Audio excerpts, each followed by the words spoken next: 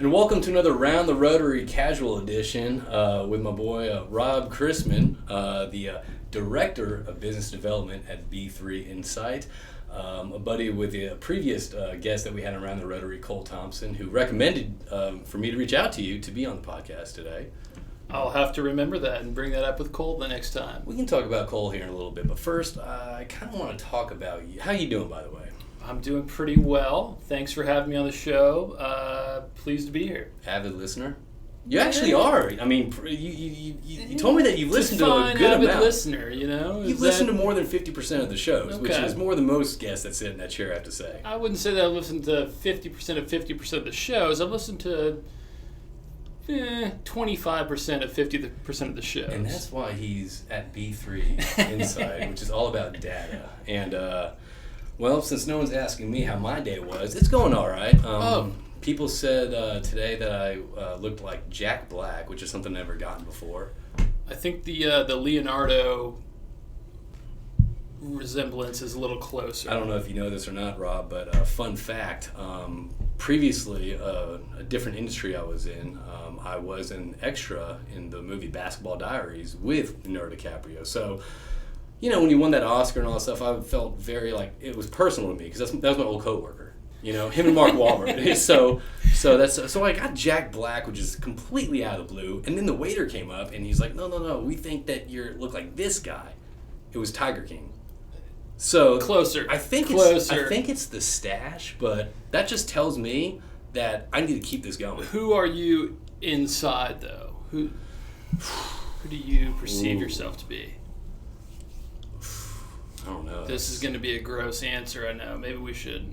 Let's move on. But I think this is not about me right now. It's about you. I think what this means is that definitely this mustache is working for me. I need to keep it going. I think that's what that means. But anyway, Rob, let's kick this off, man. I've known you for a while now, and you recently moved to Houston about a year and a half ago, 2 years ago, maybe. 2 years ago, yep. And where'd you move from? We moved from Denver. Okay. And Denver, Colorado.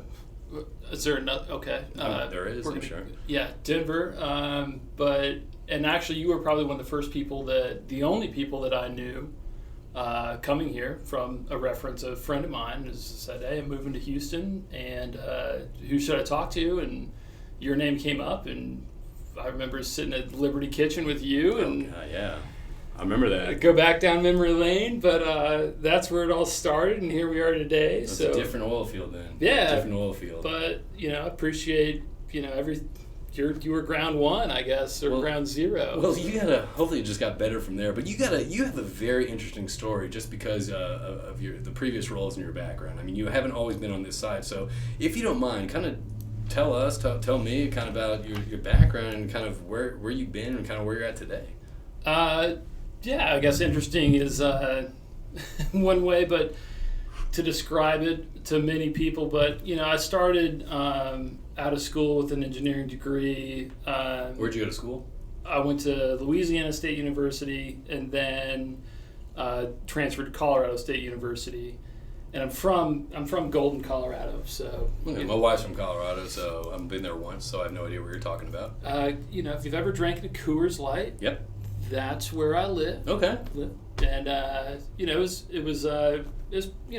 let's be honest. I mean, it's paradise, right? Living in the mountains, good spot to be. Good scenery. And went to school. Wanted to go out and do something different. Got a taste of a good time in LSU and had a little too much fun, if you will. But went back to CSU. Finally got a engineering degree and went to work in oil and gas. Because it was just much more lucrative in 2007. So were you a first-generation oil field, or was your father or mother in the oil field before? My dad was in the industry for many years, pretty successful, but got out in the 80s from the bust and got completely into a different industry, kind of like what we're going through now. So that was kind of your exposure to the oil and gas industry a little bit. And my brother is 2 years older than me, very influential, was a petroleum engineer as well, and was like, let's strike the iron while it's hot. Okay. And that had a lot of impact on me, and coming out with not a petroleum engineering degree, but a civil engineering degree was like, looking at salaries that were, 20% higher, 30% higher if you go to work in oil and gas in 2007, Right. it was attractive, that's all that matters, paying off student debt. And that's what I did. So I went to work for Halliburton in 2007. What did you do at Halliburton? I was a field engineer, working fracs out of, I guess that'd be Western Colorado, the Piceance.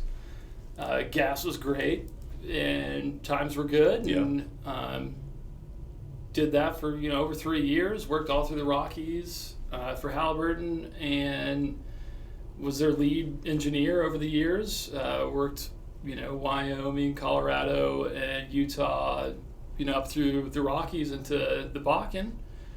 And then I was like, God, I want more, everybody wanted to, like, there was this drive to be like, okay, what service company, like, I want to be, I don't want to be the guy that is taking the orders. I want to be the guy giving the orders. Yeah. Yeah. And finally gotten in, plugged away and gotten in, and got a consulting gig for sitting fracs. So sat fracs not with, obviously, Capital Petroleum Consultant. The number one well site supervisor operation out there.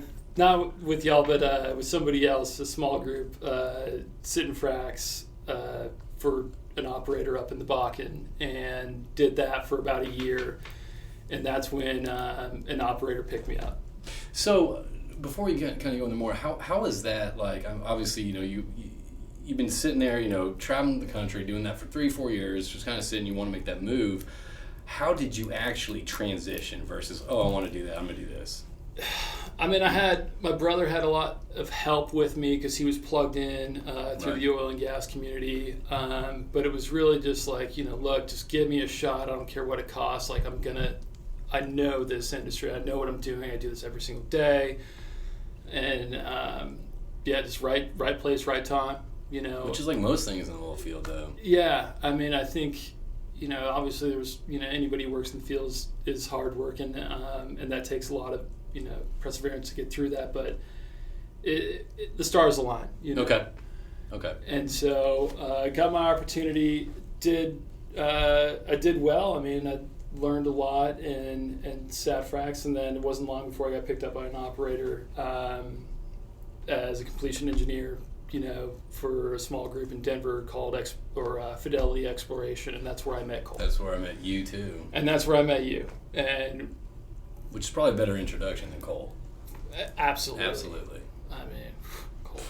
But, things, it was, again, in right place, right time. And it was a great group, probably the best group of people that I had worked with. I learned a tremendous amount from there on of really learning, like, here's what good leadership looks like, here's how to run a company.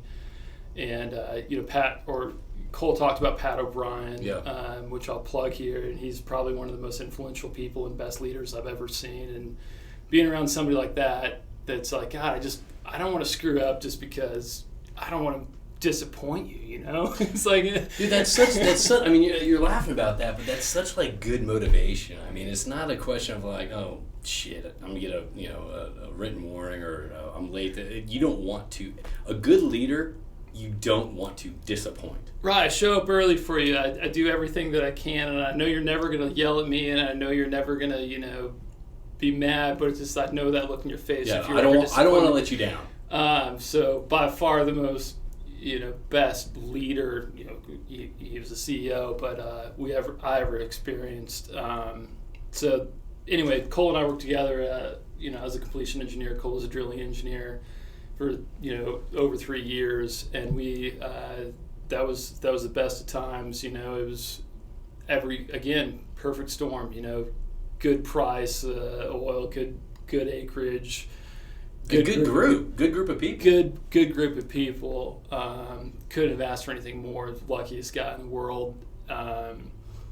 And near the end of it, things started to kind of taper off with price, and the wheels kind of fell off, and I kind of recognized what was coming and said, I'm gonna shift gears and go to a different operator. And went to Whiting, and worked for Whiting for 3.5 years until recently, and obviously things have gone south for them, and then kind of recognized that there's more out there and wanted to be more valuable than just on the E&P side, and recognize there's probably a bigger scope and net to get into water midstream. Water was a big topic, especially in the Permian as it is now, and hence where I ended in water midstream and where I'm now, which is in data, in...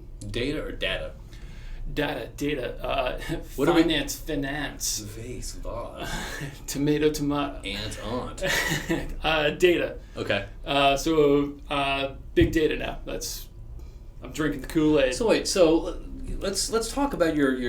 I mean, that was a very abrupt transition from being a completions engineer for an operator to being like, oh, water, data. I'm gonna get into that. So tell me your thought process on, I guess, from going from switching, and I want to get into this later, but was it that abrupt of a change, or I mean, what was going on in your mind before you went from a completions engineer for an operator to B3 inside?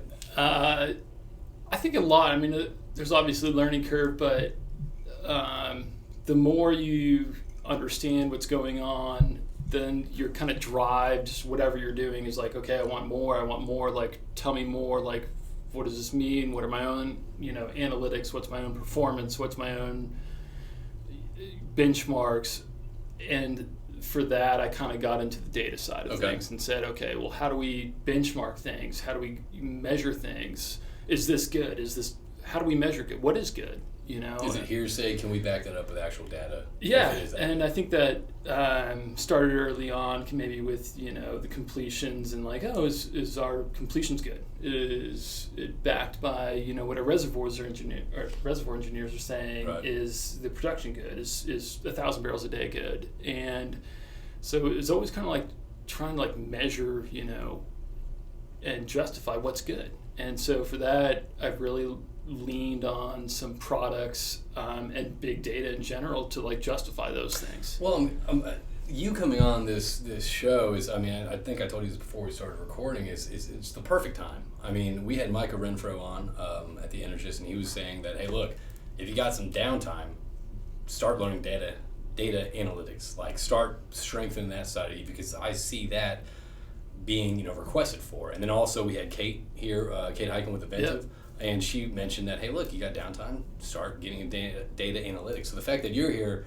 it's kind of the perfect timing. So I kind of want to get into this a little bit. I want to get into B3 a little bit, because it sounds like you've got a pretty cool platform that I don't want to make this a sale or a pitch, but I want you to plug your company because it's very interesting. So what is B3? So totally not a sales pitch. B3 is a data and analytics company that is focused on produced water, mainly in the Permian, but in other states as well. And we gather and built a platform around produced water that allows E&P midstream companies and oilfield service companies to use the data products and platforms to make data-driven decisions for water management. Okay. And that might, I came from the engineering background, completions engineer, who cares about water, but water's a huge deal in the Permian. Yes. Massive amounts of water being produced, in some cases over 6-to-1 on oil to water ratio. So it's the biggest part of an LOE. It's the biggest part of, production engineers' headache, if you will. So it's like, cool, let's build a platform around that. And so you got on to B3 and having the operator lenses on. I mean, you got on there and you came in there and you're like, man, I've sat at the other side of the table. I can help this. Yeah, and I used B3 for a number of years, and I was like, God, like the more I use it, I was like, if anybody knew. Yeah. No, you're right. Like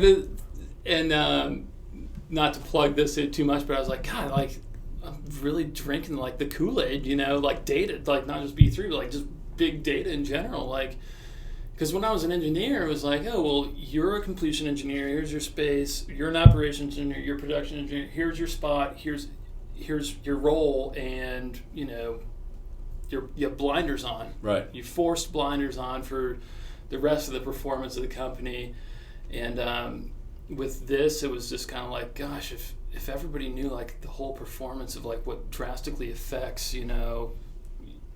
their whole role, like big data can change, like, and your exposure to big data, and I'm not trying to plug drilling info or Inverest, but their platform for production, is like being able to see not just your production but everybody's production is like, oh well, how am I really doing? As a production engineer, completion engineer, I never really knew how like we stacked up compared to the EOGs or whoever our competitors were. It was always just whatever our reservoirs engineers said, like, here's what we think this should be, and it's like, okay, that's what I thought it should be. And then you turn the well on, it gets a certain level, like, oh, that was a success or that was a failure. But there's no but I was like, data to compare it with. Yeah, and it's like, okay, unless I go look this up, on some government website, trying to figure out their daily production versus mine and normalize things, and it was like, is it worth your time?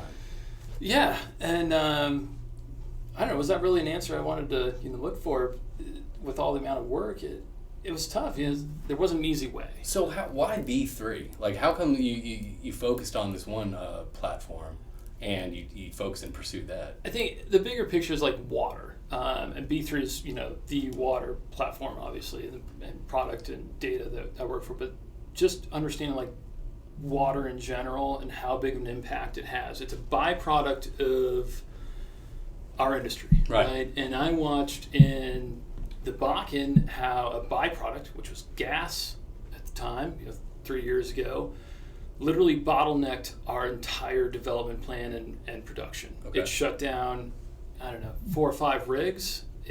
Because we didn't have takeaway, we didn't anticipate the bottlenecks associated with gas takeaway, and we treated it as a byproduct. And it was like, man, that's substantial, like heavy impacts. There was layoffs, because we couldn't forecast and understand the impact of what we considered a waste product. Yeah, no tools to understand the forecast. Yeah. And at that time, 3 years ago, it was like the Permian's taken off, and like, okay, it's incredible. It's all these different formations, and there's a tremendous amount of water. And it was like at that point, it's like, okay, lights going on here. Okay. Like, water is a major problem. It's not even like gas. You can't even sell water. Yeah. Generally speaking, or produced water. It could be a major bottleneck and mover for this thing that's so hot right now. So potentially, as you just could be an opportunity. Yeah, if you improve the processes. Yeah. Yeah, and so I wanted to get involved with it, and also talking about like my value and the things I've done. It's like, okay, checked a lot of boxes. Working for service companies and checking consulting and E&P companies and engineering. And everybody's talking about, water, and talking about something new, like, midstream, and so I was like, cool, and then it was like data, and it was like data and all these things. I was like, man, that would be valuable, like, yeah, cool. Let's jam on this. Let's go down this road. So here we are. So it's one of those things where you actually, it wasn't like, okay, I'll just take this job and run with it. You actually saw a platform, a product, and an issue. No, I'm not gonna. No, it's not like I'm taking credit for. I saw the future. No. BT was around before you, but I'm saying that you saw this company and you saw what they were offering, and that was kind of a motivator, being like, oh, this is gonna be big. Used it, and I was like, Jesus, everybody knew, like, this is gonna be huge. And so you transitioned to B3, and what's your role now? Director of Business Development. Is this your first business development role? I had a business development role with a water midstream company before this. Okay. And you're before we were filming this, we were discussing the difference. You don't feel that you're in sales. You feel in your business development. No, totally in sales. Okay. All right. But I have sales personnel that are fantastic that we rely on, but I do honestly think there's a difference in business development and sales, and maybe that's just something that's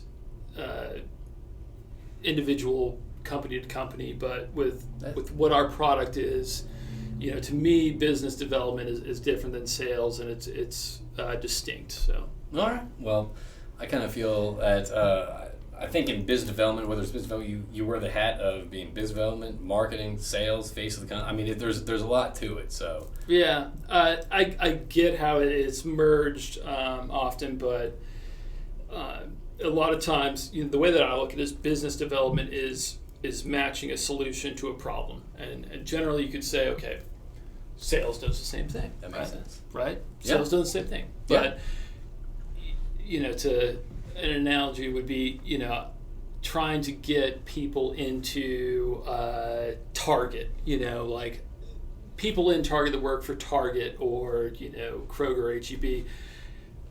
Those are the salespeople. They work for once people are already in the store, like they're here to buy. I'm here to accomplish what I came in for. Yeah. And business development is getting people's interest in getting into the store. Why do you need groceries? Why do you need to go to HEB versus Kroger? Right. Let's talk about that. Like, maybe you don't know, but we are different than Kroger or whatever. Yeah. Or a Stop and Shop. Yeah, so I think it's just trying to funnel people in as opposed to once they're already in the funnel and in the sales process, it's closing a deal. I'm not I'm not a closer. You're the most closer salesperson I know. Thank you. Disagree, but thank you. It's that's the thing though. I mean, some people view sales or business development as, the first time I meet this guy, I got to get a point of sale. To me, I mean, sales is about making friends. It's about, as we talked about, having vulnerability, having, as Andrew Workman said previously, relational equity. It's to me, it's about establishing that bond. So they trust you. If they do actually buy something, they trust you that you have their best interests at heart. Sure. which is true. Which Fair. I mean, you don't want to dick over your friends. Right. You don't want to hurt someone, a customer of yours, and make their lives tougher. So it's just about being. To me, it's about being honest and establishing that connection, that friendship. Yeah, and it might be, I guess, time sensitive too. Sales to me is present and short term, and what's going on right now. Mm-hmm. You're closing a sale, and you're taking a different approach to it and saying, this is more long term. And I guess that's kind of where it stretches into the business development side of things. Of let's talk about longer term strategies and developing solutions for current products, as in. And improving the current product. Yeah. Yeah.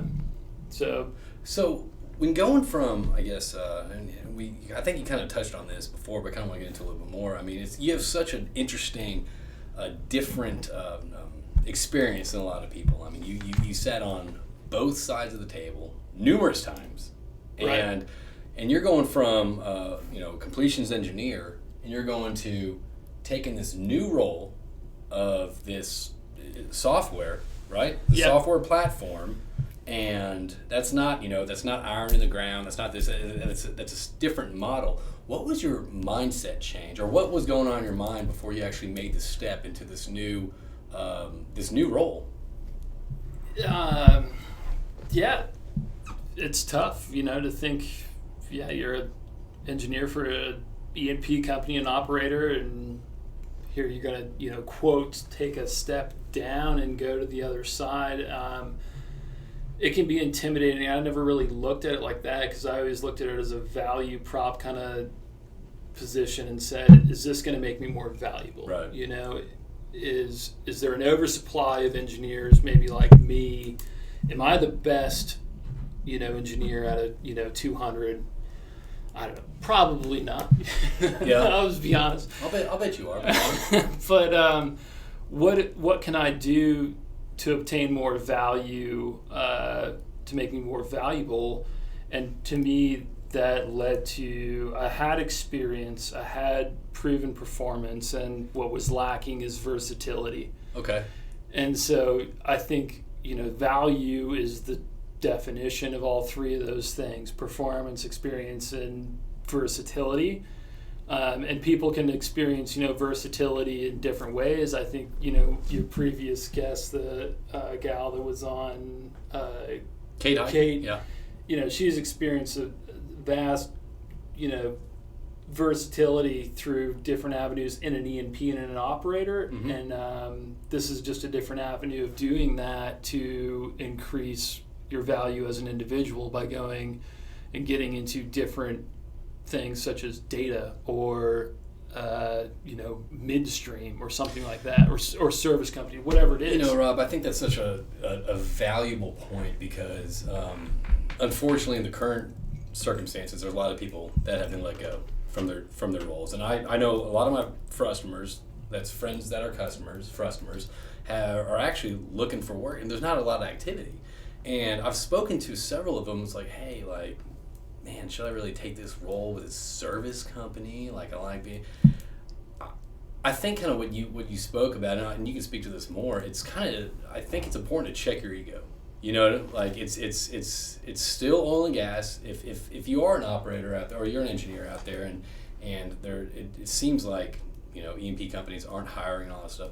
It's okay to look at service companies and all that stuff. It's not a step down. You're actually increasing your Rolodex. You're getting new lenses. You're getting new insight on the business. You're kind of getting a peer behind the curtain, and it's a different avenue. It's a new experience. So therefore it, I guess, strengthens your versatility. Yeah, and I guess it's individual. It's goals. If your goal is to go out there and be a completion engineer or a drilling engineer for all of time, then probably not an option for you. Yeah. But if you want to work for yourself, or if you have an open mind, say, look, I don't know where this is going, but I want to be as versatile and valuable and learn as much as I can. Cool. Swallow your ego, be humble, and go do it. And what are some of your professional goals with B3 Insight? My professional goals versus our companies, I don't know if I'm going to dive into that, but I think that we need to expose everybody and the whole industry as a whole to not just our data or whatever, but to just accept that data is very valuable. Right. Because I'm drinking that Kool-Aid, as I'll say. That it's extremely valuable, and it's going to be, whether you want to, I guess, accept it or not, it's going to be an impactful thing in our future. So for all those people that are listening, present company excluded, because I know a lot, what is data? I don't know. I guess I've never really Googled what data is, but my perspective of it is it's a hot topic right now in the industry. Yeah, it's a collection of knowledge, right? So if I have an Excel spreadsheet full of knowledge, what points, the best bit to run, whatever it is, yeah. That's data that I can run analytics on. I can run, and I can understand, okay, well, this performance or this bit in your example, right, performed best in these times, or this, is the best time to, it's not listening to old school industry practices or listening to Roughneck Jerry telling you, well, I know that you got to do it. It's you have actual hard evidence of, okay, this is the best bit to run. I don't care what, if you don't like it or we have this information for that. So it gives you exact information on historical information for future decisions. Right. The best way to explain it is like, I don't know who your voice was, but it's, the old school Johnny Oilfield, like, data. What the hell is that? Wait, you don't know who Roughneck Jerry is? I was going with Johnny Oilfield. You've never seen Roughneck Jerry? I never have. Okay, we'll edit that out later, but I'll show you who Roughneck Jerry is. Okay. CPC's oldest hand. Go on. Okay. What is... So Johnny Oilfield, go on. I think that, my mindset and others has always been like, kind of you're a decision maker. You're an engineer. You're put in this position with your experience, and you know the best thing to do, and make that decision. And that was always that's a 1 point, reference, and data compiles a whole bunch of other references besides yours or individuals or 10 people in a room, and says, well, actually, historically, this is how things have performed, and this is what you should do going forward. Okay. So, I mean, if you don't mind you kind of explained what B3 was to me about, like, if you have this SWD right here, and you're driving past it, and there's this one available. Kind of talk about the elevator summary of what B3 can provide the end user. I think it's just driving efficiencies, and it's data in general. If you look at our industry as a whole, the oil field industry, how do we grow? We grow through technological advances, right. and that's like, okay, well, here's the best bit to run or whatever right now. Right. Here's the best pump, the most efficient pump, or whatever you're doing. But if you're looking for better decisions on, like, okay, well, how do I justify that, or how do I forecast what this is going to look like in the future? This is a data-driven decision. You need to compile a massive amount of historical data and run analytics on that and say, here's what I think is best. I'm Rob Chrisman, a completion engineer. Here's what I thought was best. And I look back at some of the wells we did, and I was like, God, what was I thinking? Looking now, hindsight, if I would have had all of this collective data, this would have been a much better approach to this situation. So I think that our industry needs to focus on humbling down and saying, look, it's not about what you know, it's not about what your group knows. Let's share, and here's what the facts are historically, and where does this guide us in the future. Okay. All right. So that's very good insight. So so what's your, I remember meeting you the first time, and we'll get back on track here, but I remember meeting you the first time, as a completions engineer, you were a bubbly person to talk to. Wow, I don't know if I've ever been described as that. Well, it's kind of opposite, David. Anyway, so it's very tough. So how would the business development Rob approach a E&P Rob in this day and age? Yeah, God, if you asked me 10 years ago, my answer would be drastically different. Well, it's not. It's today, buddy. Well, what would my answer be 10 years ago? Your answer probably 10 years ago is like, why are you in my office? What do you got? It's a waste of my time. Get out. That'd be so pretty much, if you can't help me, get the hell out of my office. So I feel like that was, I may be wrong, I don't know, I never really went in your office, but what would the new approach be for, I guess, business development Rob talking to an E&P Rob? I think it's more just, let's cut to the chase. Let's not, we're not delivering burritos here. Not to fluff it, yeah. Hey man, I'm going to send you a slide deck, and here's, some analytics on your performance compared to your peer group on something that's relative to your LOE, and, here's some alternatives. And cool, if you want to ignore this, then that's kind of your fault. You're kind of giving the answers to the test right there. Yeah, let me chalk this up, and it's a loss, I guess, but also, how do you ignore hard statistics and data that shows something like that? And plus, if you continue down this path, this is going to be bad. However, if you look at this could save you X number of dollars over the well. Right, and that's I guess that's a true definition of business development versus sales. Is like I'm not trying to sell you anything, but like, hey, take a look at this. Like, this is your competitors, whether you're an E&P company, whether you're a midstream company, or whether you're a oil field service company, and here's what they're doing, and here's what they're selling to, here's what their performance is on any level of metrics, and here's what you're doing. You didn't know this. I guarantee you didn't know this before. Right. Cool. It's yours. Free. Yeah. What do you think about that? Let's discuss it. Let's not discuss it. But here's the hard data. Yeah, and if you didn't know that, then other people know this. And does your team know this? Does your boss know that? Does the industry know this? Does, yeah.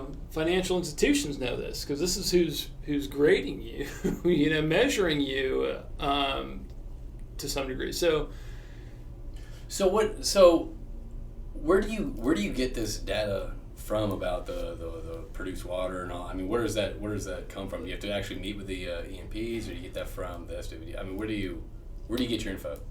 So all of our data is collected from multiple different sources, and I'll just say that the majority of all of our sources are public. Okay. And so Texas Railroad Commission, New Mexico OCD, Oklahoma, but it's painful if anybody's ever tried to go onto a government website and try and understand. Non-user friendly. Yeah, they're not. So all of our data, and that's an important thing to understand, is that we're not trying to wash the data, correct the data, or interpret it. We built a platform around here is everything in a super user friendly platform or way to interpret this, whether it's through an API or something, and you can make your own decisions off it, whether you're a financial institution, whether you're an oilfield service company, or whether you're an E&P or whatever. But here it is, right.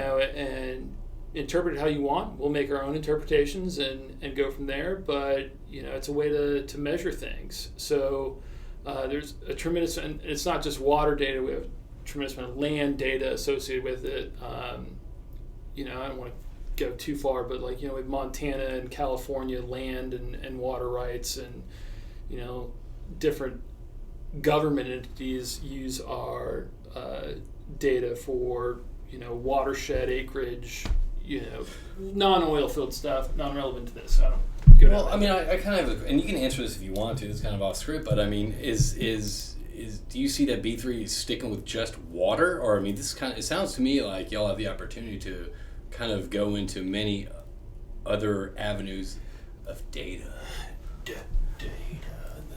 You're talking to data live. Gross. I know. I hate these mics. So, I mean, can you see your platform expanding into, I guess, other areas that can provide useful data analytics to different areas, service areas? Yeah, totally. I mean, I'm not a data guy, right? I mean, I'm an engineer, probably a lousy one at that.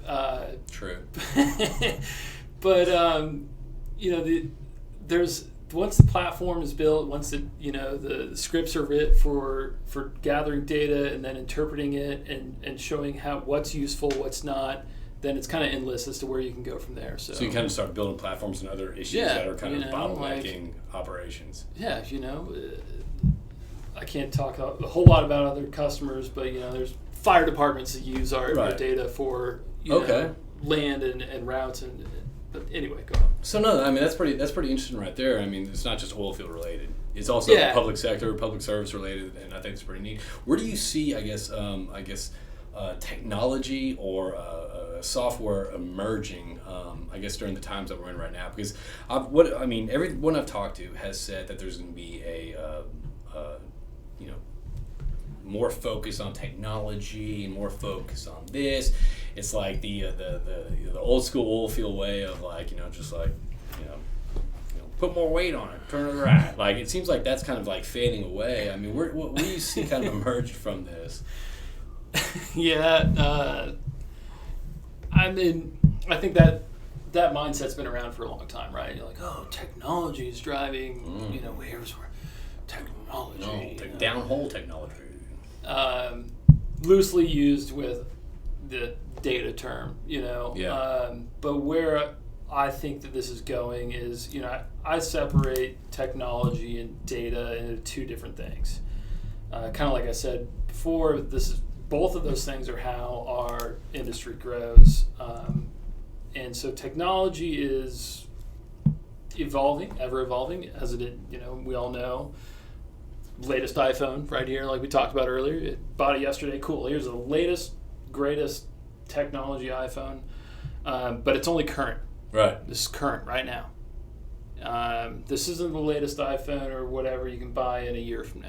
But that being said, I mean, going back to what we were talking about before we start recording, that might be the latest technology. That iPhone that you got yesterday might be the latest technology. However, if you don't have the data, if you wanted to do X, Y, and Z, but that iPhone does A, B, and C, you need the data to understand, I'm trying to do this, this, and this. So that iPhone might not be good for you. You might need to go to a Nokia, whatever that is, Razr, whatever, Motorola Razr. I mean, it might be something different. So that's why data is important right now in making decisions. Well, and data's, like can this iPhone, I don't know, the whatever 11, is it capable of handling all the data available?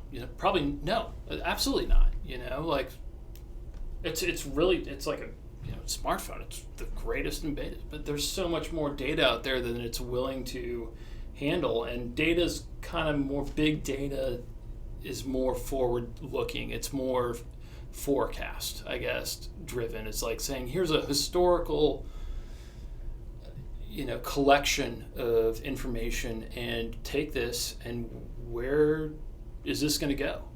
So it's pretty much going to be kind of data analytics is going to be a center piece in the oil field moving forward. Yeah, I mean it's where you can look to. You have to take it to the next level. It's like a college exam. Is they're going to teach you A, B, and C in lecture, and then on the test there's going to be A, B, C, and D.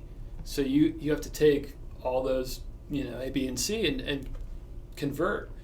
And that's going to be on the test. So it's kind of like data's the D. You have to take all the ABC and convert it into, okay, let me take this to the next level, and what does that mean?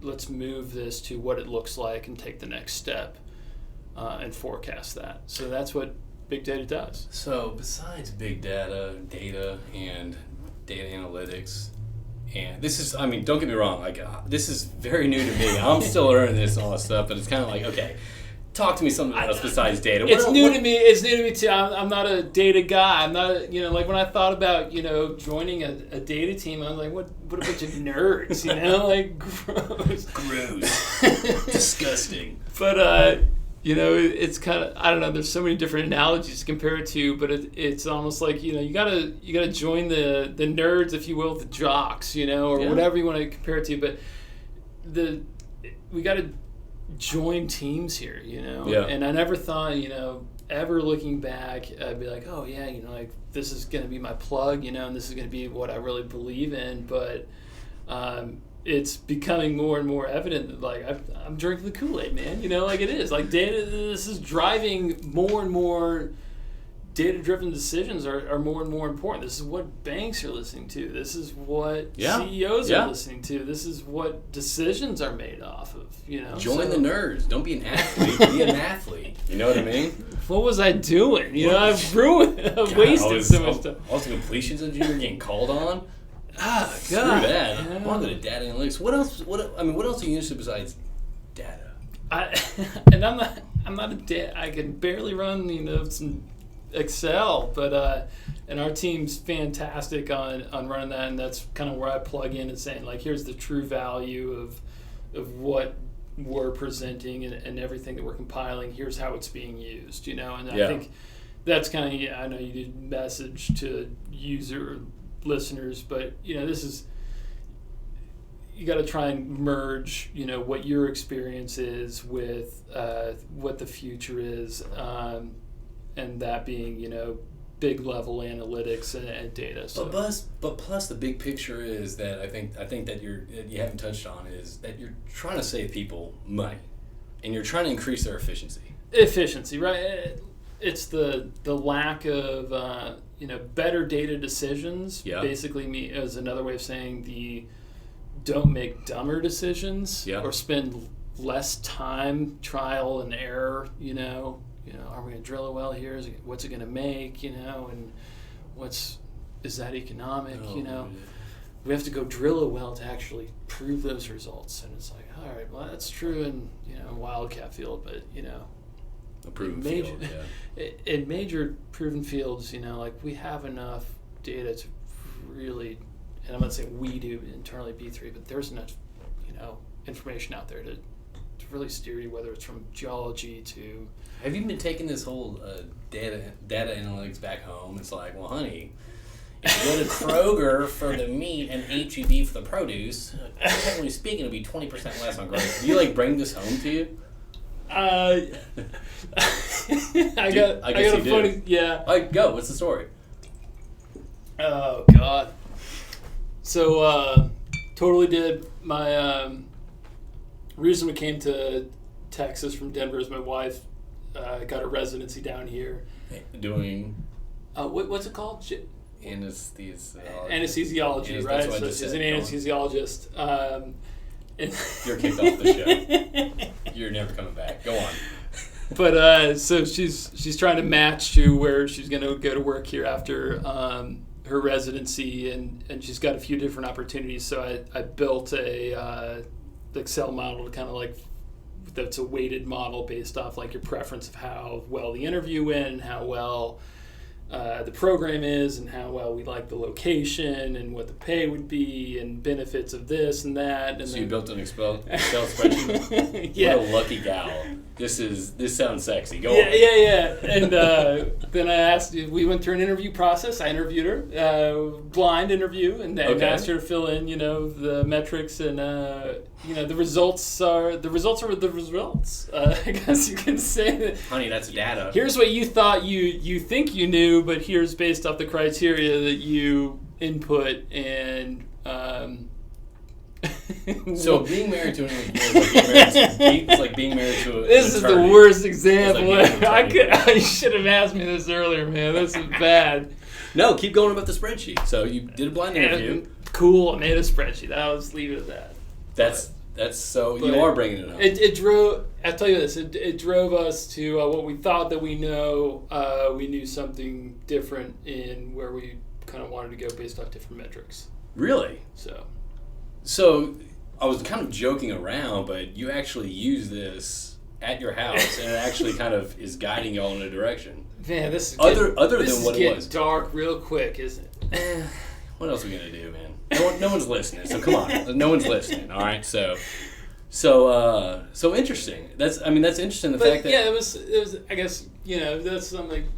I guess I learned that okay, well, let's apply analytics and a process to something that I normally would never do. Yeah, that sounds more like a discussion. Like, what do you feel, honey? What's your gut tell you? Yeah. So, if you don't mind, do you mind sharing with us a story about Cole Thompson? Maybe when you first met him, or you have a funny story about Cole. Just because he was a guest on Round the Rotary podcast, we did a ranchy Round the Rotary. So, and the fact that you worked with him, if you don't mind sharing his story. He might get pissed. He might not. Just whatever story you got. Who's Cole Thompson? He's a pumper for Petro Legacy / drilling completions manager. No, so the first time Cole joined Fidelity, and he joined our drilling completions call. He said, "I'm Cole Thompson." I said that same thing Pat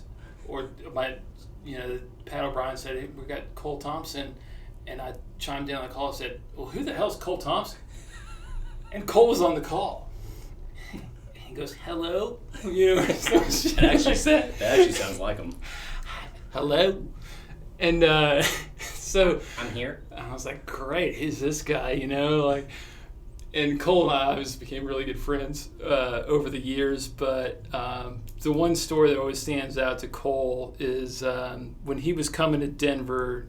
when they shut down the Houston office, he was coming to Denver and he was actually living with us in our basement for, when he would come for weeks. And we tried to work together and everything, but I started, Cole's ranch life, and all that. I don't know anything about that. But I do. Clearly here in your, what are those, white tennis shoes These are white and shorts, Adidas, bracelets, and a mustache. Yeah, but so Cole was all ranch lifed out and coming to work and live with us and me and Golden, and mountain biked and was rock climbing and everything, and I took Cole out downhill mountain biking for the first time, and he's like, "Oh, cowboy up, let's do this, and I'm just like, what does that even mean, It sounds just like Cole. Giddy up. And So I get him on this, $5,000 mountain bike and riding some of the best trails. And, he's got his headphones in. He's just feeling it, He's like riding, and we're trying to go up like this technical uphill. He's probably like listening to like Waylon Jennings too, like some like bullshit slow song. Celine Dion. You got some Celine Dion some Dixie or the Chicks now, like. And we're trying to go up this super technical uphill section, not super technical, and we both kind of couldn't do it. I have no idea what that means. So it was a hard hill. It was a hard hill, and we both stop and sucking down water, and this chick comes from below us and just rides right past us, just not even a stop, just pumping back and forth, just probably like 50 years old. You're like, shit, I'm 30.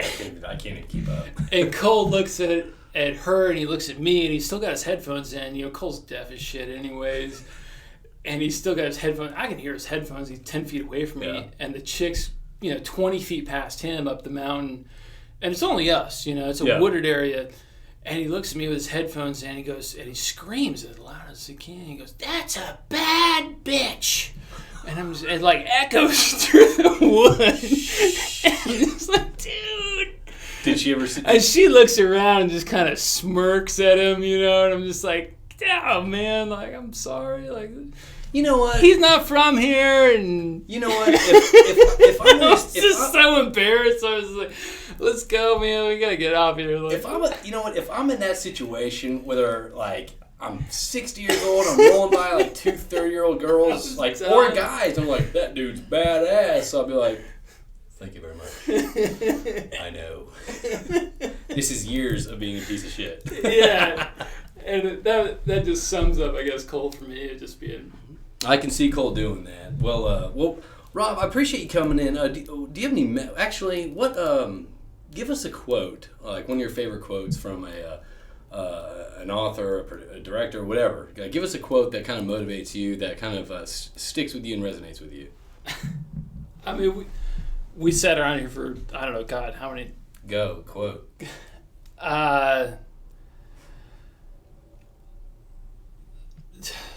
Your career depends on it. I know.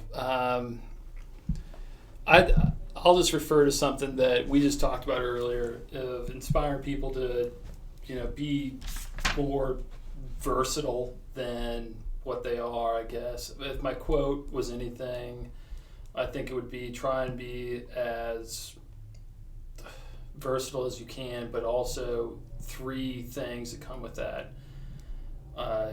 Do you get it? Are you willing to do it? And are you capable of doing it? So the GWC, right? I think that GWC is such an interesting thing because pretty much we don't have to get into it that much if you don't want, but GWC is get it? Willing to do it, and are you capable of doing it? And that applies to professional and your life, or an individual, do you get it? Do you get what you're doing? Yep. Are you willing to do it? For a long period of time. A long period of time. Yep. Cool. Now you get it. Cool. Are you willing to do it? Are you capable of doing it? Do you sign up for it? Yeah. Now that you know A and B. Are you committed to it? Are you going to dive in? Yeah. Are you capable of doing that? And I think professionally and non-professionally, you can look at your life and people in that and say, do they get it? Are they capable of doing it? Do they got the GWS factor? GWS? C. Capable. Yeah, GWC. Well. Get it, willing, capable. So you gotta get all 3. Capable. Okay, that's it. Capable. All right. Get it, willing, capable. Well, Rob, give me something else personal, and let's wrap this up. Jesus, we've talked about everything. Dude, we talked about data, man. If I go home, it's like I'm gonna have to Give me something. Well, what are we gonna do? We're not very you've had some amazing people. I'm not very interesting. Yes, what you else? are. You are an amazing person. If you had to recommend 3 shows for people to watch, what shows would they be? God, go. This is where I'm gonna lose credibility. No, you're not. Go. Oh God, recent shows. Not recent. If you had to give 3 shows. 3 shows in general, number 1 show I'd ever watch. If I had to watch one show for the rest of my life, Sopranos. Okay. Hands down. All right. Done. Earlier seasons were a little bit better than later seasons, in my opinion. All right, Sopranos number 1 on HBO. What's next? That's a late night DJ voice. These mics really kind of make you want to do that every time. So, no, what's the second show? Number 2. Simpsons, probably. Okay. All right. Go Safe Simpsons. bet. Safe American bet. I'll throw it out there. I'll be the first. I think Schitt's Creek was really great. Great. You can't swear here, but okay, thanks. It's hilarious, dude. It's hilarious. Those are 3 very good shows. And do you? I know I kind of threw you off guard. Do you have any messages out there for the listeners out there? Go be versatile. Go check that box. If I had to say one thing, check that box. I guess I should have said that earlier, but if you're doing this thing, cool. Check another box. Do that. Makes you more valuable. Valuable is more versatile. Versatile is more valuable. Check that box. Go do something different. And I mean, again, I'm going to reemphasize this. That being said, if you are, an engineer that is found yourself in an unfortunate time, it's probably makes sense, and it probably would be benefit to you to take a new role in maybe whether it's a rig contractor, whether it's a service company or something like that. It's okay to not stay at an operator. Yeah, don't be, I guess, intimidated to be like, oh, well, data, I don't know anything about that, or... I don't either. I don't either still, like our developers know the data. You don't have to know, like, what historically, I guess, our industry is judged, what data or these other things are, and be like, oh, one take, I don't know anything about that.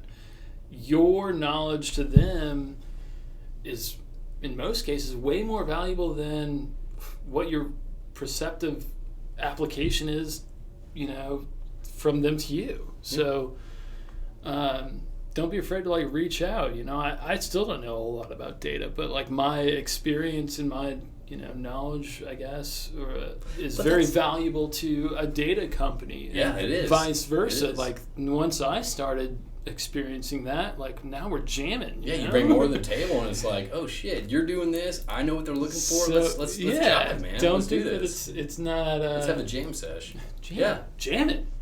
Get it. Yeah. Fun fact about me. Hey, what's a fun fact about you? I'm about to tell you right now. So my name is JP, stands for James Patrick, and in the 80s, I was very into jams. Remember Jams shorts? They went down to there. They were very colorful. Yeah, kind of like your shirt. And I didn't get the memo that they weren't cool after second grade, like 1986, 87 era, and I kept wearing them.